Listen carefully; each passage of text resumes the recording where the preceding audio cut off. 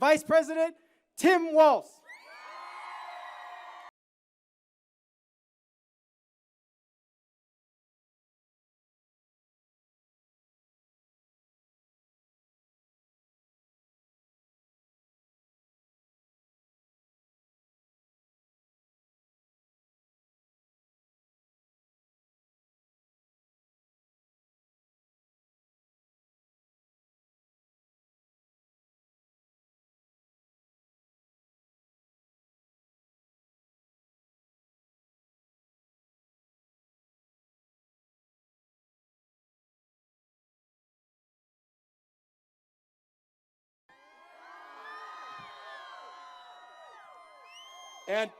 And to Ian, thank you for the beautiful introduction. Thank you for giving us hope in the next generation and the future of leadership that we've got.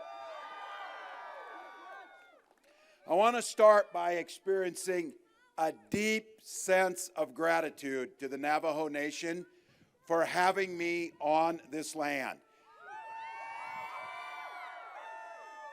I understand that it is a privilege to be standing here on Navajo land, and I am grateful that you would see fit to bring me here as we talk about and I try and ask and earn your vote to make Kamala Harris President of the United States. To President Nygren, thank you for your incredible hospitality, and thank you for this beautiful gift. I wear it with pride. Thank you. To former President Nez, make sure we send him to Congress. Make sure we send him to Congress. I also want to say thank you for having the wisdom on behalf of the entire country, on behalf of this entire country, thank you for sending a national treasure that's Mark Kelly to the United States Senate. We're grateful. Now you know there's some work to do. Give him a buddy there. Send Ruben Gallego there with him. And on a point of personal privilege, a phenomenal leader, a transformational leader, and someone that I am just incredibly proud to call a friend, Deb Haaland. Thank you, Deb Haaland. And to all of you out there, I want to give a special thank you to all the Navajo Nation veterans as we stand on this sacred park here. I want to recognize my fellow veterans in this. And I want to be clear to everyone, I think you can't say this enough. Native Americans have served this country in uniform in every major conflict for over 200 years. And this nation, the Navajo Nation, and the nation of the United States lost a treasure in John Kinzel Sr., one of the original Navajo code talkers. These flags are flying at half staff.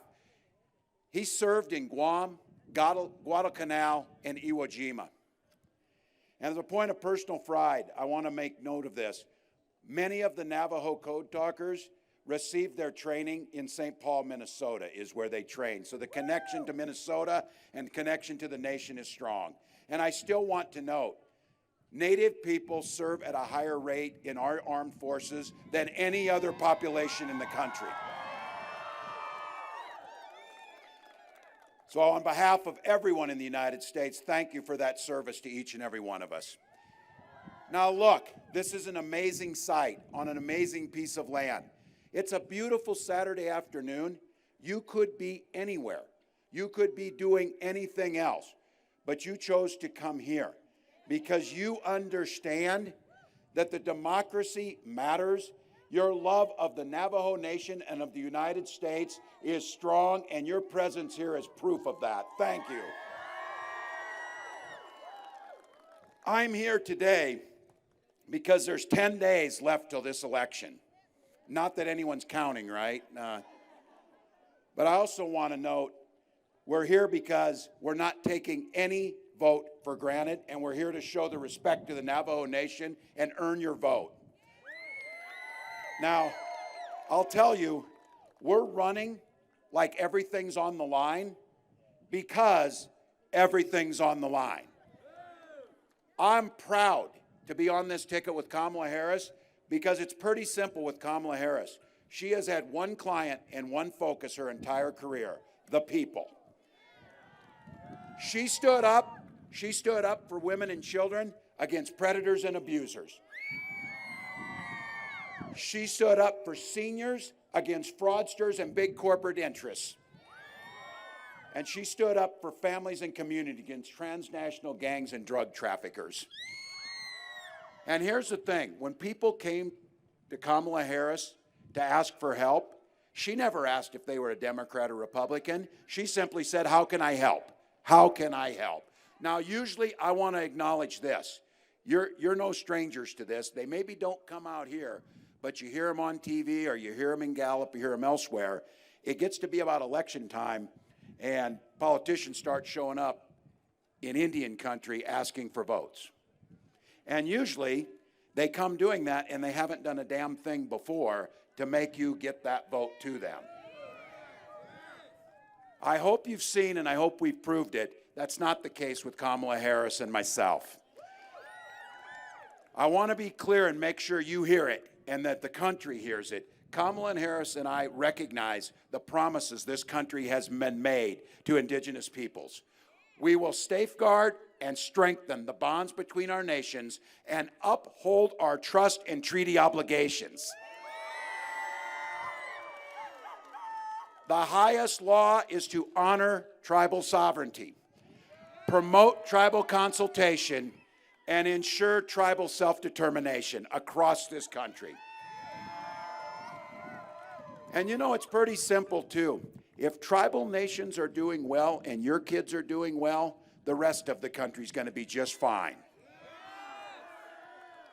As governor of Minnesota, I've been fortunate to work closely with our 11 sovereign tribal communities, including the Anishinaabe and the Dakota. And I will note, we run as a ticket in Minnesota, and my partner in this work, Lieutenant Governor Peggy Flanagan, is a member of the White Earth Band of Ojibwe. She will become this nation's first ever Native woman governor of a state when we win this race.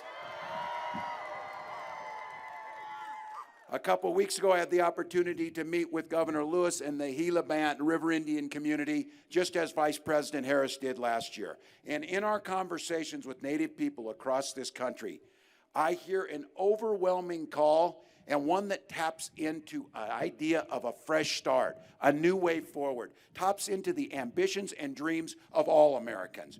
A new generation of leadership that is truly focused on improving lives, not creating chaos, fear, and division.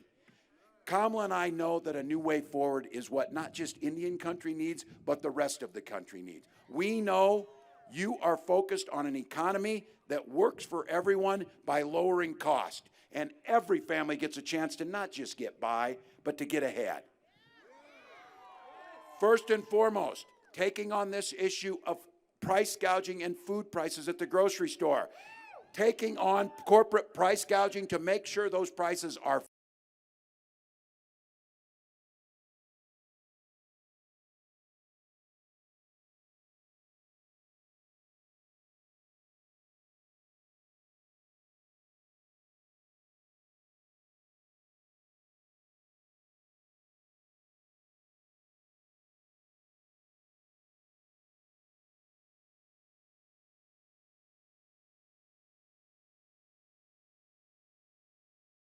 into this country. I believe he will do that. Kamala Harris gives you an option. 100 million Americans will see a tax cut, including, and I think this is the most important, a $6,000 child tax credit when your child is born in that first year of their life, to get them off to a good start. You gotta buy a crib, you gotta buy the car seat, you gotta buy the diapers, and it's expensive. And we need to get them off to a good start. And we will protect the Affordable Care Act to so many of you, whether it's in the Indian health system or others. The Affordable Care Act makes sure that you can't be discriminated against for pre-existing conditions. And making sure that drug prices come down, finally. Can I just mention this issue around insulin? We have it for seniors now. Kamala Harris has promised that all Americans will see a cap on insulin. And we know that diabetes runs higher in Indian country, and it's unacceptable on these differences amongst wealth. We know it is unacceptable that Native women die in childbirth at a higher rate than others. It is unacceptable that life expectancies are shorter. We can do something about it. And on insulin, $35 to keep the cap on that. Here's the problem before. They were charging $800. And if people go off their insurance because they become 26, we had it happen in Minnesota. A young man named Alex Smith died because he was trying to ration his insulin. You know how much it costs to make a vial of insulin? $5. They'll do just fine getting paid $35. That's what it means to stop price gouging. And I think for a community that values your elders, what Kamala Harris put out finally, after all these years, asking Medicare to pay for home health care so our seniors can live in their homes, stay in their homes. And for goodness sakes, how we don't provide hearing and vision right now for our seniors. We've said that we're going to make sure they can get their hearing aids, they can get their glasses, they can live their senior years with dignity. Medicare can pay for that, and we can make it work. And it means expanding telemedicine. Look, you know this. When you get more rural in where you live, it becomes harder to access. We need to make sure that we're training and we're incentivizing healthcare professionals to serve on the Navajo Nation, to make sure they're here, to make sure that when you dial 911 or you need to get help, that an ambulance arrives. There are too many places in America and too many tribal lands where there are no EMTs to respond to emergencies. That is unacceptable and needs to be fixed. And just to be clear, when Donald Trump says he will protect the health care, that guy tried his entire presidency. It's a good thing he's not so effective and he failed at it. But he tried to repeal the ACA, ripping health care away from millions. You can bet, and I will tell you this, the only reason that millions of Americans have health care, the only reason that you can't be kicked off your insurance for pre-existing condition, the only reason your children can stay on that health care is because of the courage of one U.S. Senator, John McCain, said no to Donald Trump. Look, this guy proposed cutting services to IHS, you know that would endanger millions of families. Time and time again, Donald Trump had to do what was right for Indian country, and he chose the opposite. Kamala and I will make more affordable access to housing, make it more affordable for down payment assistance to families, build more affordable homes, and make sure that people have access, because you have a dream that you want to start a business, making sure there's money on the front end in the form of grants to start out and tax credits to small business owners so you can get started. And people, I get asked, how are we going to pay for that? Well, for starters, we could make Donald Trump pay his damn taxes that he hasn't paid for 10 years. I see ads running that they're worried about the IRS. The only people worried about the IRS are Donald Trump and tax cheats are trying to dodge paying, while the rest of us always pay our taxes. So look, those forgivable loans, making sure that we have no interest loans for tribal owners looking to scale up those existing businesses to make a difference. But I'll have to tell you this, for Kamala and I, most importantly, will be there when it matters. She was there to cast that tie-breaking vote that led to the single largest investment in American history, $32 billion in tribal economies that were devastated by COVID, and $13 billion for high-speed internet, roads, bridges, clean water. That Inflation Reduction Act and the COVID money was the largest investment this nation has ever made. And I want to be the first to tell you, if some of you are out there saying this, you should be. It's about damn time you started investing. It's about damn time the money started coming. So I want to be very clear. I do not expect a pat on the back that we did that. You should not get a pat on the back for doing the right thing. But what I'm telling you for is we've done it and we've delivered, and Kamala Harris will continue to deliver for Indian country when she's elected president. Now, protecting the land, restoring or expanding 10 national monuments. And you know these national monuments across your state here, those protect tribal homelands. She signed more than 200 co-stewardship agreements with tribal nations, knowing you don't need us to direct you how you take care of your land. You don't need gatekeepers in front of the way. You need the resources and the authority to do it yourself, and that's what those agreements mean. And when Donald Trump and the rest of them tried to take away Bears Ears Monument, many of those settling claims on water rights, all of the things necessary, trying to right past wrongs. I hear people say, well, we can't be responsible for what they did in the past. Well, we can sure the hell be responsible for how we expect to do it now and what we do about it. So look, something we did in Minnesota and she did at the national level, and we need to continue to expand, is we established a murdered and missing Indigenous relatives task force to make sure it's in, making sure the resources are there, and no longer finding it acceptable when Native people go missing and it doesn't even show up in the paper and resources aren't made to solve that. That is simply immoral and unacceptable, and by establishing that, we have to correct that wrong. And I know this doesn't come as a shock to you. I'm an optimistic guy, but I think it's important to understand. Donald Trump had a chance when he was president to show you that he cared. He had a chance to show you. He excluded tribal businesses from receiving pandemic emergency relief. He tried to remove most of Bears Ears National Monument. He made it harder for tribes to regain ancestral lands, and he even tried to de-recognize tribes. Look, that's what he does. And I want to be clear about this. It was those code talkers. He didn't have any gatherings of tribal leaders at the White House, but he wanted a photo op because Americans recognize the Navajo code talkers are heroes that are at the top of how Americans believe it. They're heroes. So what did he do? He took them to the White House and made them stand in front of a portrait of Andrew Jackson.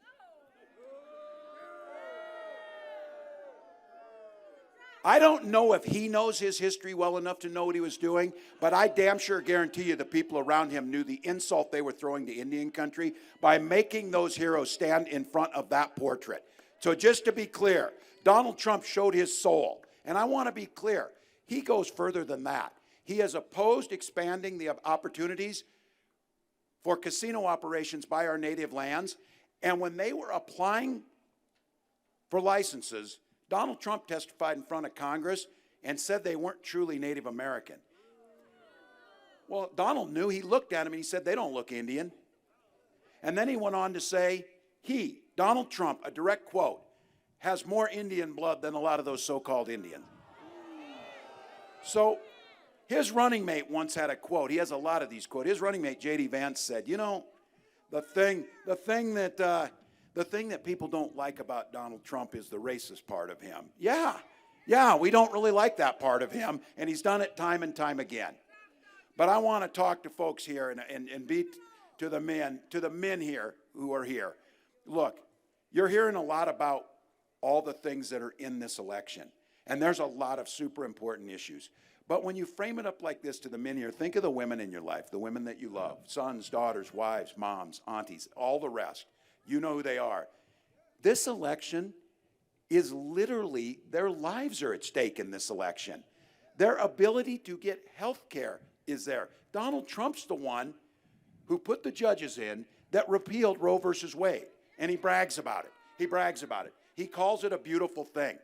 Now look, that beautiful thing that he talks about, that beautiful thing is women having complications in their pregnancy and going to a health care provider who says you need to have this procedure to save your life, and they can't provide that medical care because of Donald Trump's abortion bans in 20 states. So that means women are being denied care and having miscarriages in parking lots.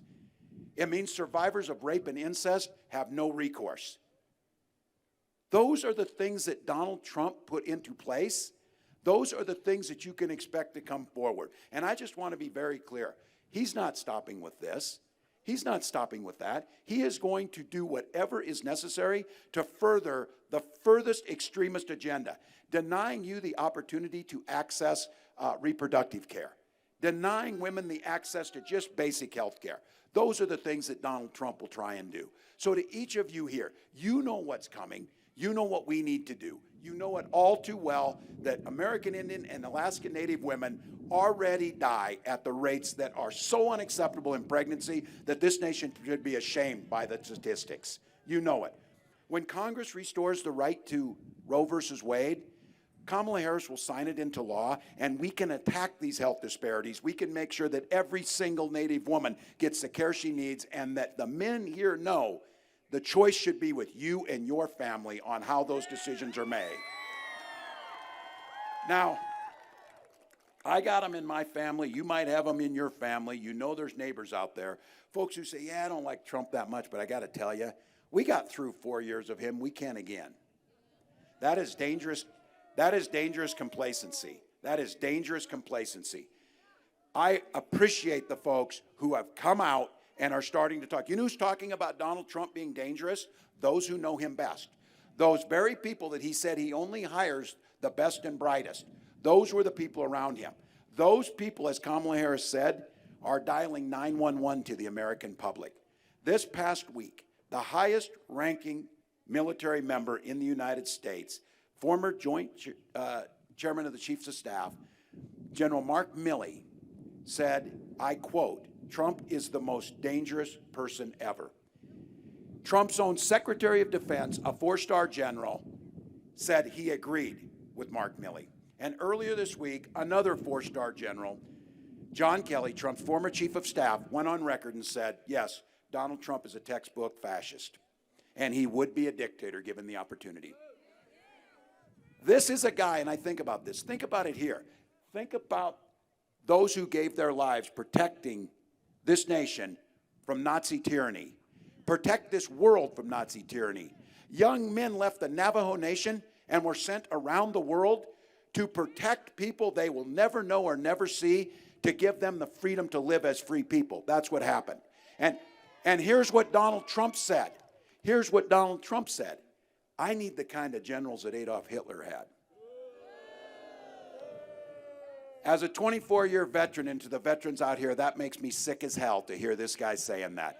He disgraces every single person who wore the uniform, and he disgraces every single warrior that risked their lives to defend this nation against Nazism. And he said it to his generals. So look, he already controls the Supreme Court. Supreme Court said he can do whatever he wanted. All of us, when we were little ones in school, remember this? One of the things we learned early on is not a one of us is above the law. Nobody's above the law. That's no longer true. Donald Trump is apparently above the law. That's what the Supreme Court said. If this guy wins, he's going to appoint 3 more Supreme Court justices. 6 out of 9. 6 out of 9. So some of you here, gray hairs who are here, those of us, well, we're thinking, 10 years or whatever. This guy, in this election, is not about the next 4 years. It's about the next 40 years. It's not about this generation. It's about the next several generations. And Lord knows there is not a single Republican in Congress with the guts and the spine to stand up to him. I don't even know how these guys stand up without a spine, because they never say a damn thing. Now I want to close with this, because this is what it's about. We have an opportunity in the next 10 days to choose a different path forward, a path of kindness and decency and grace and vision and unity against all of those things. It's important to know who we're up against. And the good thing about Trump is he has damn sure told us who he is. And the people around him have told it. There is no excuse now to not know who this guy is. But I want to close with this, as I mentioned it. As your flags on your nation fly at half-staff for John Kinzel Sr. He served on Iwo Jima. And some of you know that, one of the most bloody battles the Marines ever fought. They fought on that small rock in the middle of the Pacific, fighting against fierce Japanese opposition. And after that battle, the seas literally ran red with the blood of all of the young men who lied dead there. And they had to come up with and say a prayer over those bodies. And as they looked around, the only chaplain that was there happened to be the first Jewish chaplain. And there was discussions about, well, there's Catholics here, there's Protestants. There were indigenous members there, and there were black members there, who, at that time in America, couldn't even go into businesses because they weren't welcome. Couldn't drink out of the same water faucet because they weren't welcome. But there they were, giving their lives on that island to protect the freedoms for the rest of us. And Rabbi Roland Gittelshin, gave what I think is ranked as maybe, along with the Gettysburg Address, the truest and clearest vision of what it means to be an American and to fight for this. And I ask you just, here's a small portion of what he said. As he gave that prayer, he said, "Here no man prefers another because of his faith, or despises him because of the color of his skin. Among these men who lie here, there is no discrimination, no prejudice, no hatred. Theirs is the highest and purest democracy." Folks, we've got 10 days. 10 days. Now, I believe hope is a powerful word. It's so powerful. When my wife and I were struggling to have a child and we were using fertility treatment, when we finally, years later, got that little girl, we named her Hope. Seemed appropriate. Thank you. And my wife is a very practical Midwestern woman who said, "Yeah, hope's a powerful word, but it's not a damn plan. We can't hope we're going to beat Donald Trump. We can't hope we restore reproductive rights. We can't hope that we don't turn the United States military against our own citizens. We can't hope that he doesn't become a dictator. We've got to have a plan." And you know what that plan is? To vote. To have a plan to vote. So look, if every one of us here, and you know how this works, go get that cousin who doesn't think he's going to vote, go over there, buy him a burger or something, and take him over to vote. Get him out there to vote and say it matters. We need to make sure it matters who's in the White House. It matters who cares about sovereignty. It matters who cares about our children. So what we need to do is make sure you get that photo ID, make sure you know where you're going, make sure you know that you got to get your ballot back by October 29th here, drop it in the mailbox, get it out there, and then if you can, get another person or two. Because look, I'm talking to Mark Kelly over here, Senator Kelly, this thing is going to be razor close. There is a real possibility, and I think it might be more probable, if the Navajo Nation turns out the numbers that we know you can and do, that it won't just be Arizona that goes. It is entirely possible, and I think probable, that we win the whole damn thing because of the work that was done here, the work that's done on the nation, and we put Kamala Harris in the White House. So make that plan, get out there and do that, and I just say a couple things. I'm going to humbly ask you for your vote, and I'll ask you to go look at my record, look at Kamala's record. I'll ask you to go make the case that, look, there's two choices in this race, and the differences, you know, are huge, but the opportunity for a better, more pure, more higher democracy, as you heard on those sands of Iwo Jima, are a true possibility. So I don't take your votes for granted. I ask you to get out there. And look, there are so many good reasons that Kamala Harris will be an incredible president, and there's so many reasons Donald Trump shouldn't be, but I'm just going to tell you, I know it's a little bit petty, and I'm not usually a petty person, but I'm going to be here, is I just don't want to see Donald Trump's picture on TV anymore. I don't want to have to hear it. I don't have to see it.